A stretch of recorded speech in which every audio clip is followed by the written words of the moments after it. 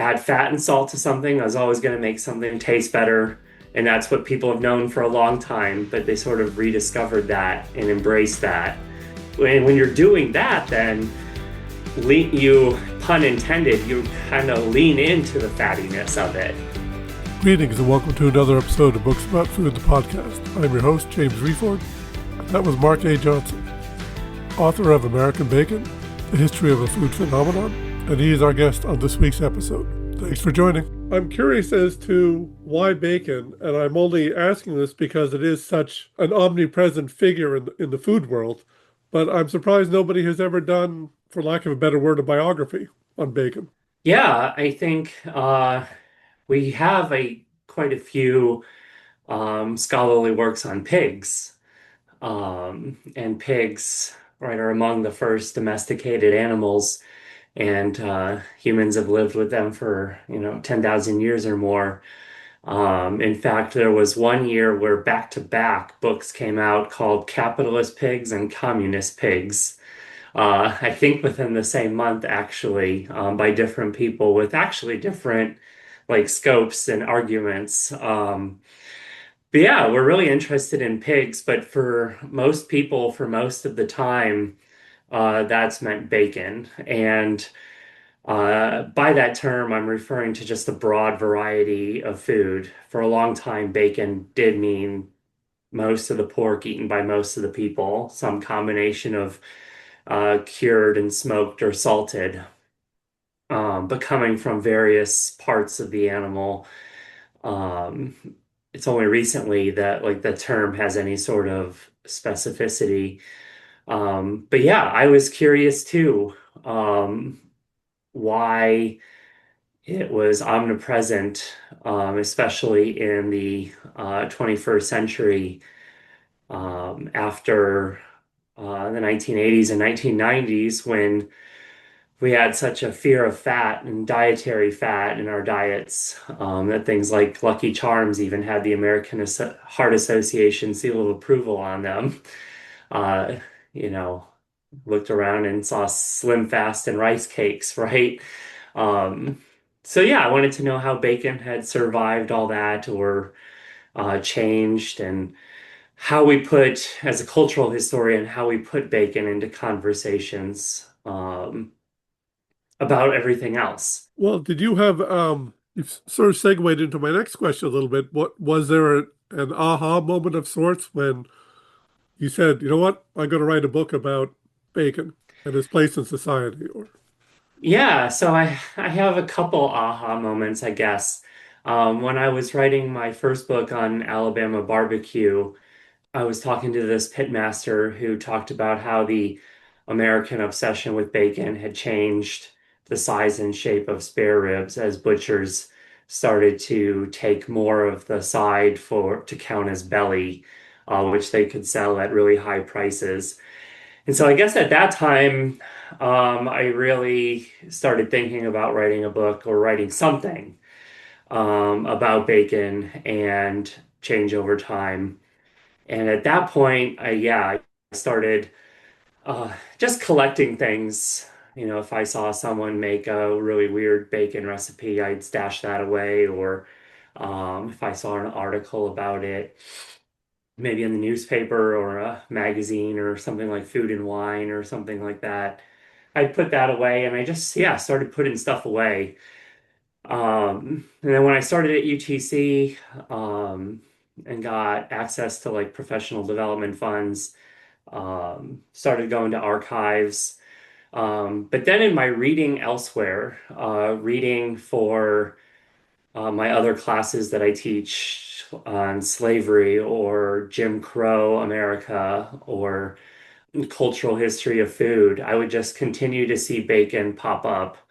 Again, in conversations that people were having about everything else going on around them, and started to pay attention to it as a symbol, as a rhetorical device. And I think that was the next big aha moment was I found this article, New York Times, 1983, in praise of bacon. And this columnist, George T. Hawley, talks about being fed up with bacon, really.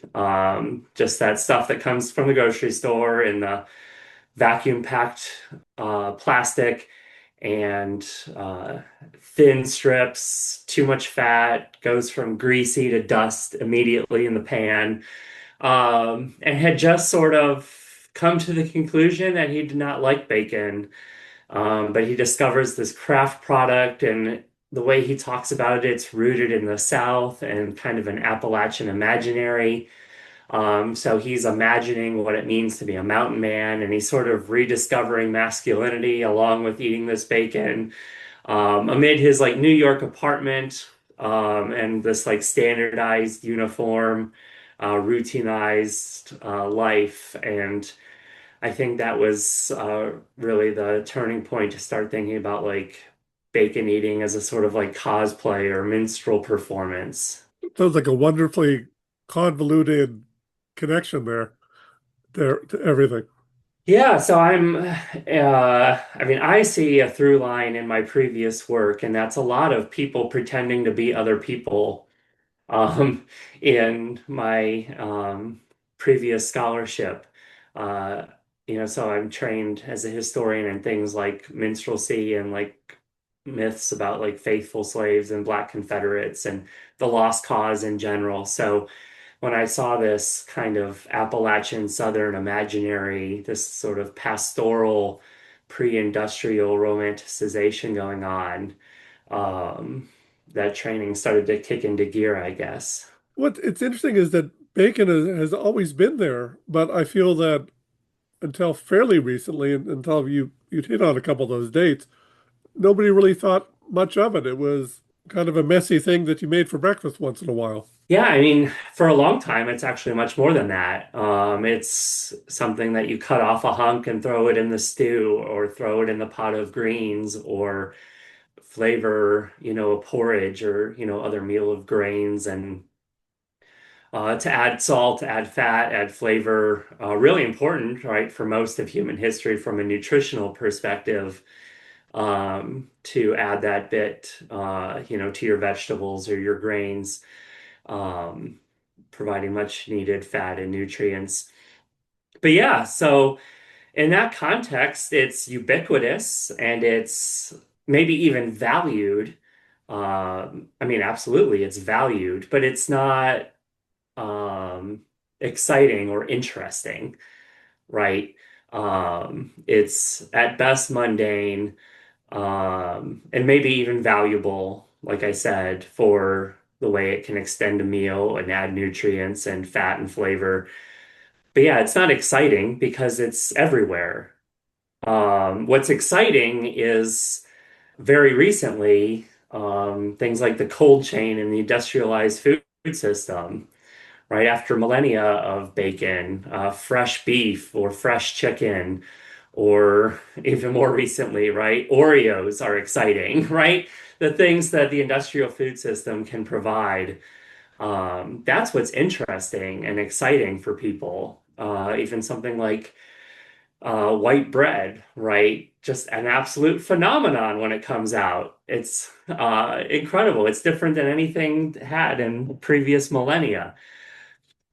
And in that context, yeah, bacon's still just at best mundane, but increasingly seen as like food for laboring people and food for enslaved people.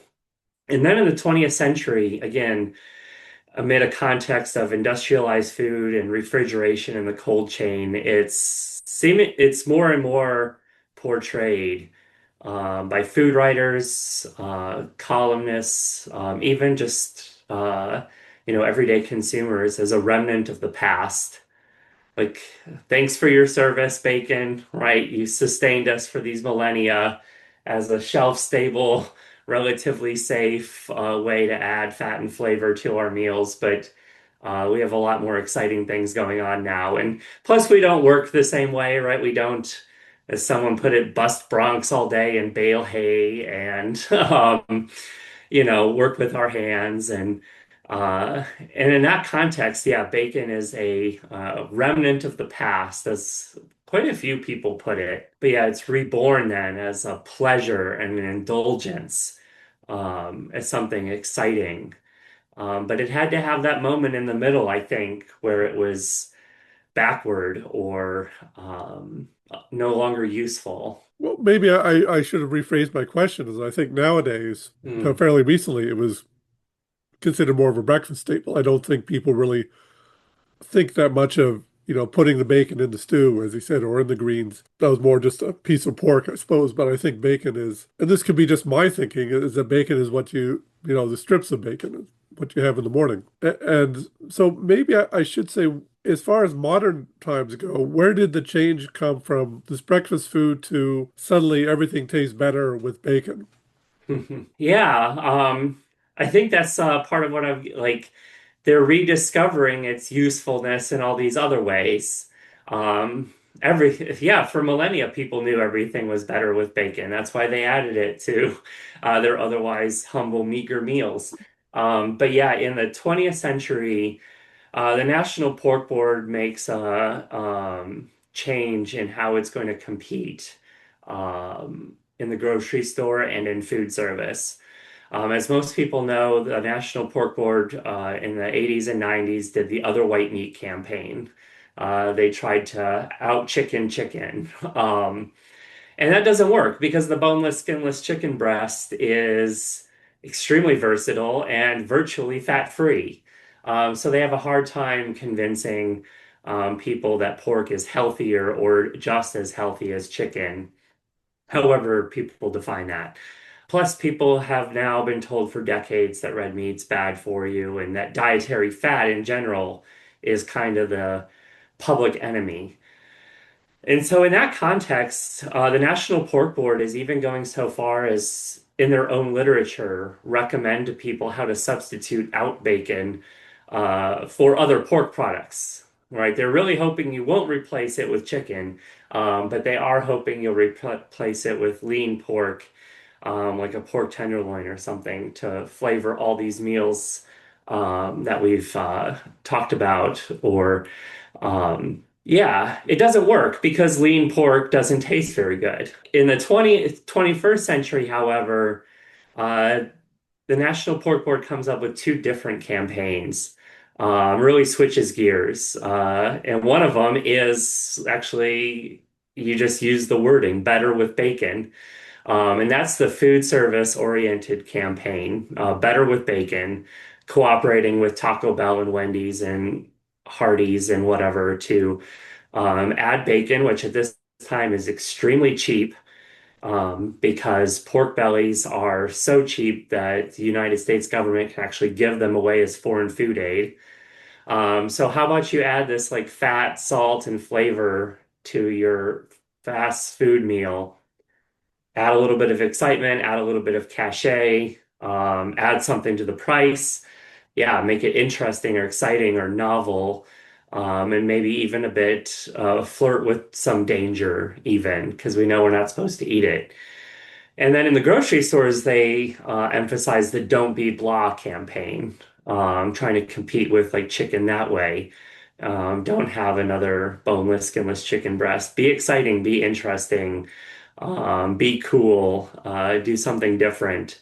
And it's in that kind of mindset that bacon, in actually smaller amounts at a time, right? Like if you think about something like the maple bacon donut that seems to be everywhere, there's really not that much on it, right? Like there's maybe a strip chopped up, maybe even less.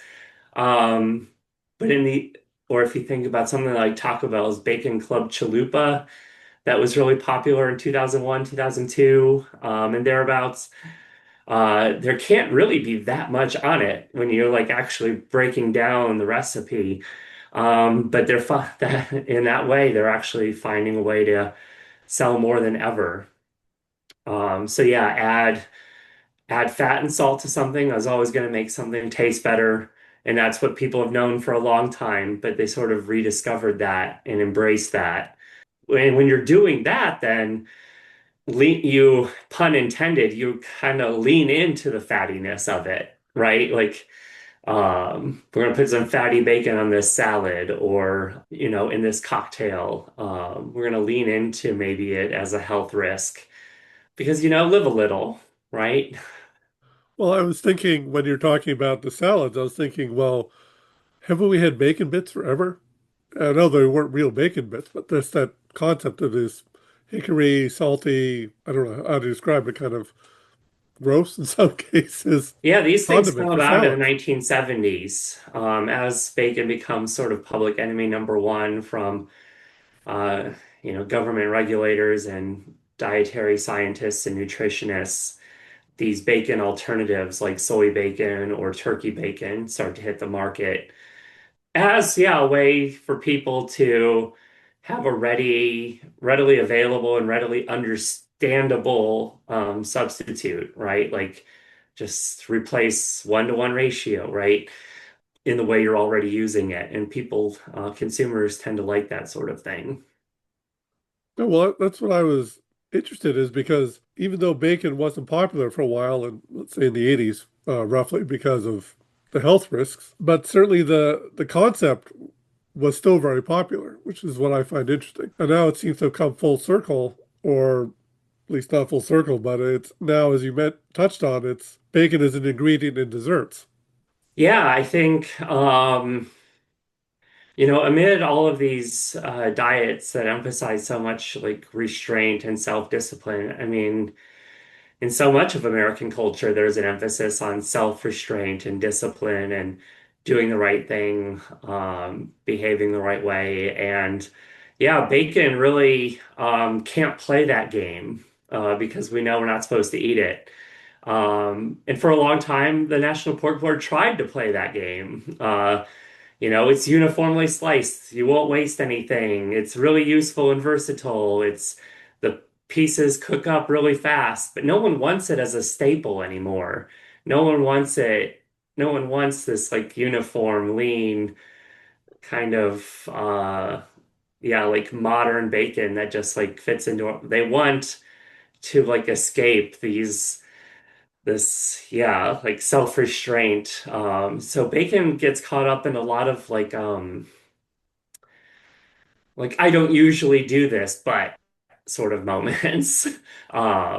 Right? Like I've been good all week, right? Eating, my diet, but on Saturday morning or brunch or whatever. And once it starts to get into that realm, um, it starts to be embraced precisely for the reasons that it was condemned, fattiness, saltiness, decadent, maybe even dangerous.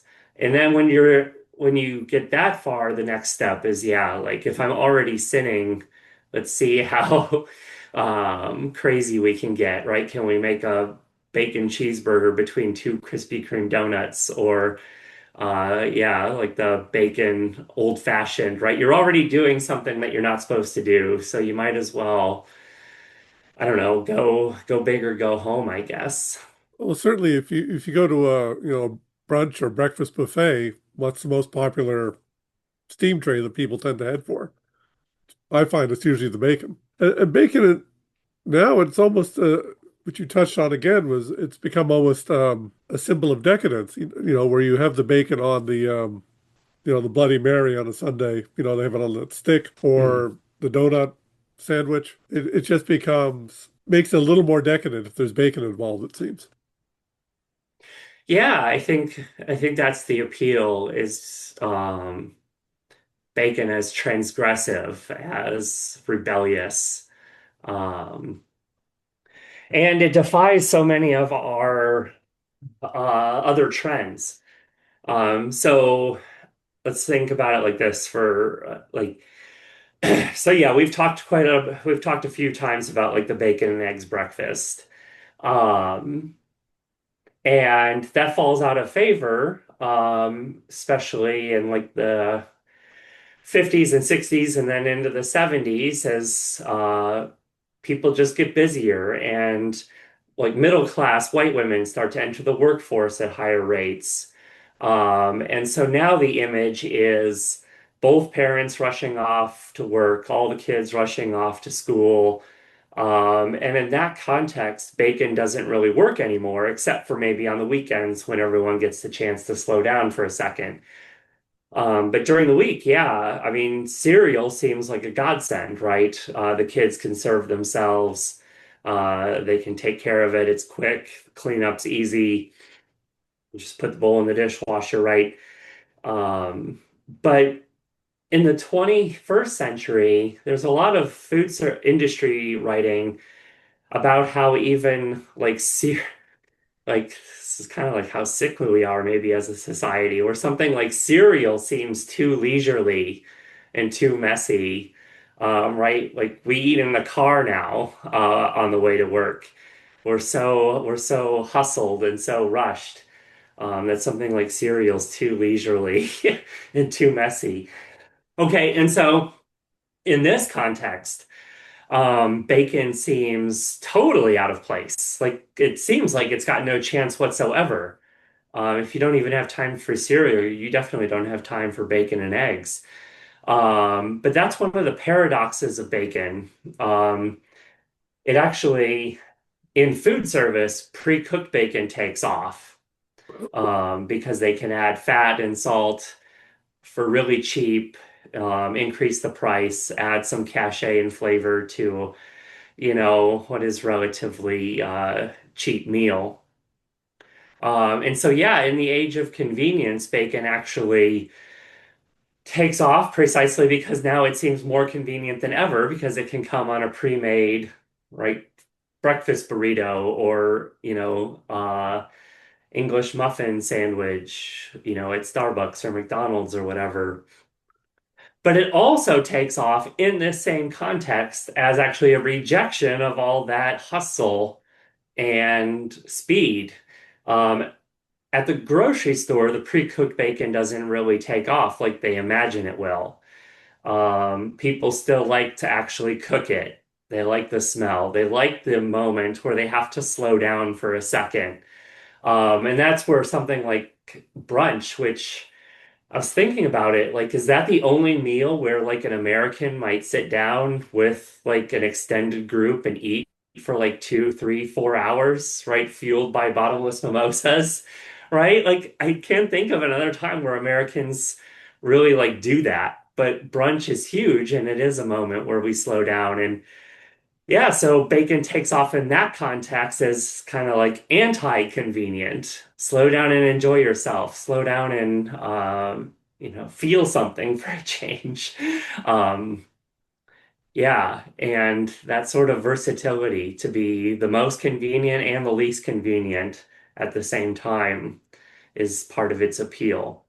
During the pandemic, this was especially pronounced. One of the bacon producers, Stephen Berger of Berger's Smokehouses, said that his slab bacon took off during the pandemic because people had all this time.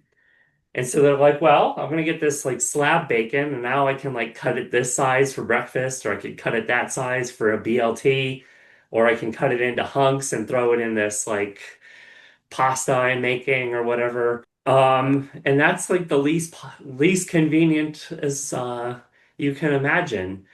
And so bacon in our imaginations can play a lot of these roles. Well, it's interesting. You touched on the paradox of people not having time for cereal, so they eat in their car, but they go somewhere where they can buy a sandwich with bacon on it. Now, can I ask a little bit about the research? Was there anything you found very surprising about bacon during the course of the research for this book? Yeah, so I think one thing that really surprised me was how long medicine or pseudoscience really still relied on like ancient Galenic ideas about the humors and the biles. So yeah, when I was studying Bacon in the 19th century, specifically around the Civil War, the emphasis on bacon as like a heat generating agent, and therefore it's useful for certain bodies, and in this case that meant black laboring bodies, enslaved people. Because per the pseudoscientific racism of the time, black bodies could not produce their own heat. They and which made them, per the logic, inferior. But laboring people need the heat, so therefore they need bacon. and just how it gets caught up in all these ideas about like pro-slavery ideology and pseudo-scientific racism. But really, how long these ideas persist. I think one of the most surprising things was in the 1960s, the National Pork Board interviewed grocery store shoppers, mostly women in the Des Moines area. And these women testify to bacon being unsuitable for the summer months. And that's a lingering element of like kind of Civil War era, like pseudo dietary advice. Um, they're like, okay, well, these white men, they're going to go down to the southern states, they're going to fight this war, and they're going to labor, and it's the South, so it's really hot. And so they're really concerned about feeding them bacon because they know bacon will be a staple of the army because it's just too useful, right? It's you don't have to refrigerate it at the time. So it's relatively safe, shelf stable, it transports easily, it's cheap. So yeah, so they know bacon's going to play a huge role in the war, but they're really concerned about what it means, like in terms of the humors and the biles for these white men to be consuming a heat generating agent in the summer months in the South. And then here we are a century later in the 1960s, these Des Moines area white women still, even if they don't know it, repeating the same sort of conventional wisdom about pork in general being unsuitable for summer, but especially something like salty, fatty, cured pork. It seems to me that bacon has almost had a parallel history to things such as lobster or oysters that start off as practical food for the poor and has worked its way up to something a little more elitist or a little more high end, for lack of a better word. Yeah, so I think in that way, yes, you're absolutely right. And bacon does sort of, I mean, I would actually say that for most of its history, bacon was, and this is something I should clarify, every person's food. So when I talk about this in the book, don't mean to imply that like rich people aren't eating bacon. For most of its history, it's just way too useful to like forsake altogether. But they are able to differentiate themselves by how much and how they use it. And so it does become a matter of degrees. And there are people who eat bacon as part of a diet, and then there's people who seem to depend on it exclusively. And that's, yeah, rural people, laboring people. But yes, so it has, with that being said, yeah, it does follow kind of this trajectory of like poor people food to now being right out of, or at least the types of bacon that get you culinary and cultural capital. Um, so not the grocery store stuff, but like these like luxury brands or this luxury branding on commodity brands like Black Label or something like that. It's out of the price range of the very people that in the imagination it's claiming to like romanticize. And so that does make it actually different than something like lobster, I think, because I think it allows what like Johnston and Bauman in the Foodies book call in the foodie revolution, they talk about the democracy distinction dialectic and like the appeal of humble foods or poor people foods or ethnic food, right, of marginalized people.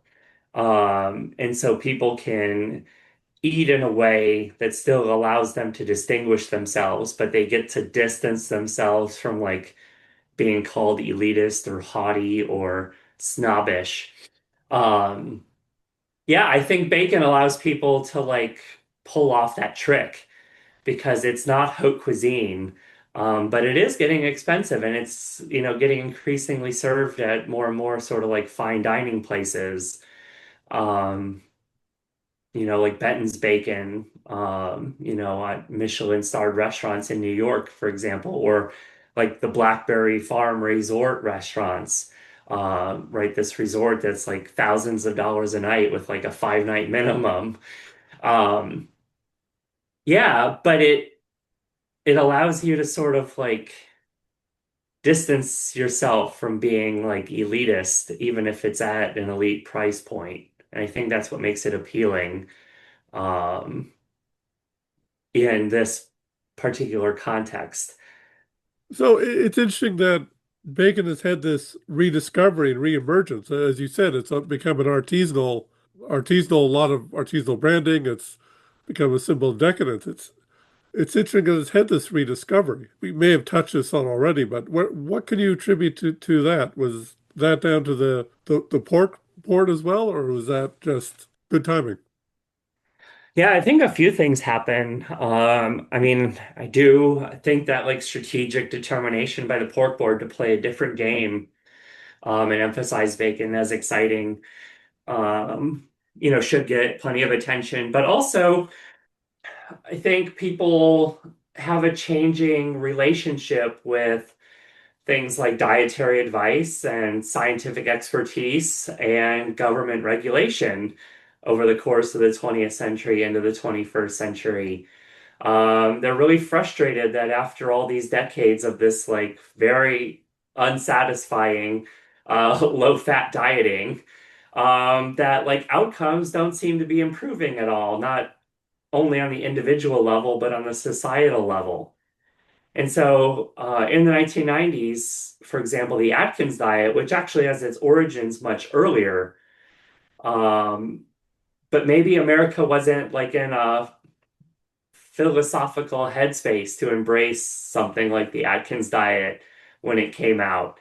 But by the 1990s, we've had now like the Reagan Revolution and this idea that like government experts don't really know anything. And then we've had decades of low-fat dieting not work. Um, and people are ready for like a different answer or they're ready to just like reject it outright. And they're fed up with maybe being told what to eat or being told what to eat and have it not working or being unsatisfying. And so yeah, I think in the 90s and then into the early 2000s, um, pork in general, but bacon is kind of ready in the zeitgeist, I guess, for a rediscovery. I'm sure you probably have been asked that you probably ate a lot of bacon for research purposes, I'm sure. Yeah, I mean, I am a historian first and foremost, so plenty of time in the archives, but I can't remember what summer, but there was one summer in the lead up to the book where I took like a tour and went through what I described the Bacon Belt, which starts, I think, in Virginia, North Carolina, then Kentucky, Tennessee, but then into the lower Midwest, so like Indiana, Illinois, Iowa, but then up into Wisconsin too. And so I visited one, two, three, yeah, like three, four or five bacon producers and talked with them how the industry has changed. And yeah, they're just as stunned to see like bacon when they like either buy these places or take over these places, go from something that's a small part of their portfolio to the biggest part of their portfolio, and to see things like the slab bacon or the thickest cuts or the boldest cuts or boldest flavors really take off. And then add to it, when I was at the grocery store, there was hot honey bacon, for example, or I think someone maybe has like a sriracha bacon on the market. Um, Well, there's plenty yeah, of, leaning into this idea as like bacon as exciting or interesting or novel. Would have surprised people where bacon was mundane for millennia. well, that's it. There's plenty of varieties out there these days for people to try, and there always seems to be something new. Speaking of that, what's next for you? You've got this book done. What's on the horizon? Yeah, so I'm really interested in, like I maybe said, this sort of dynamic where people get to pretend to be other people, at least for a moment. And I think that's what's kind of going on in the Bacon Mania. There's a lot of romanticizing like poor country people, or in their cuisine. The Mountain South, a place that was long condemned for its bacon consumption, is now glorified for its bacon consumption. So I'm still interested in this topic. So I'm working with a colleague on an edited collection, which is something I've wanted to do. Wanted to just get to know more people and get to work with more people. But we're doing an edited collection on culinary slumming. So what does it mean to eat poor food, marginalized cuisines? And what are the opportunities and limits of actual solidarity with those people? Sounds interesting. I have to say that sounds something I would certainly enjoy reading. I mean, just out of Yeah, this so setting, for just my in general. part, I'm doing something on this phenomenon that's more than a century old, but it gets started as something they're called poverty socials, hayseed parties, calico balls, where people kind of masquerade as poor people for an evening. And what's really interesting is that they're putting the food of so-called poor people front and center. But in that context, around the end of the 19th century and early 20th century, that meant things like cornbread and bacon and buttermilk, and these like local products of nature as the change of pace, and precisely they're desirable as a change of pace from like canned food and industrialized food and maybe so-called more refined food.